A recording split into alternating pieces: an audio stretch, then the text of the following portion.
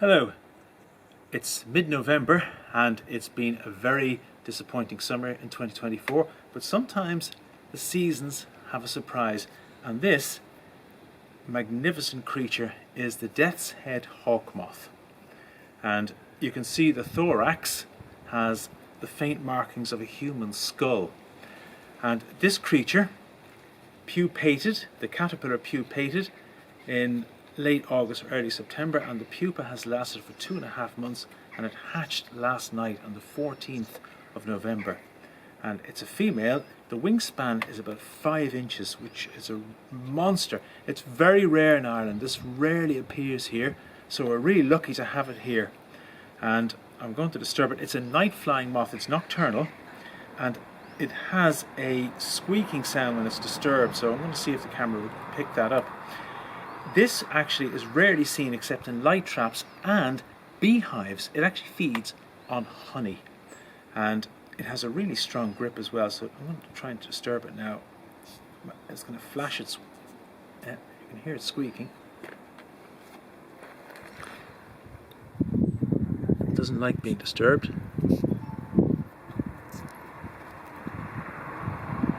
And it has a really strong and kind of a weird grip, a kind of a pinching grip.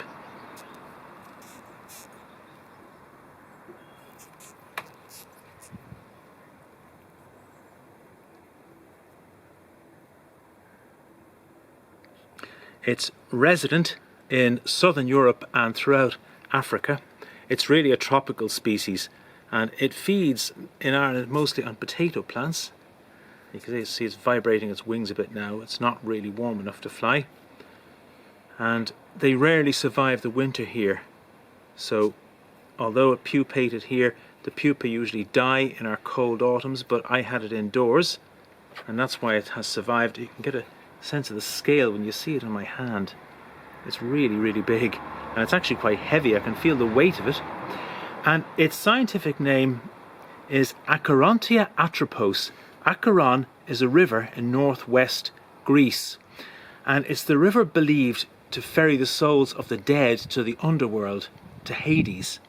And Atropos is one of the 3 Greek fates, and so it's associated with death, not surprising given the skull marking. So it's a really fantastic and interesting creature. It's a bit like the doctrine of signatures, where God signed his intention in the appearance of plants. Well, people inferred from the skull marking an omen of death. So it's a fascinating part of our moth and butterfly culture. It's really gripping me tight here, and it doesn't really fly in daytime. It's a night flyer, and I'm just going to see if I can show you it's really beautiful underneath. It's quite yellow, and I'm going to see if I can get the underwings show.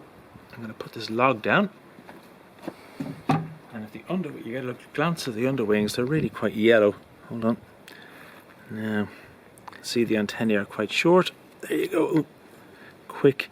It's not really showing me much, and there you go. I don't want to disturb it too much, so it's getting active now because it's feeling the warmth of my hand. There's the undersides a little bit there, and she's really gripping my hand. I'm going to try and feed her on honey later on this evening, so I'll give you one last look at her, and I hope you've enjoyed this clip.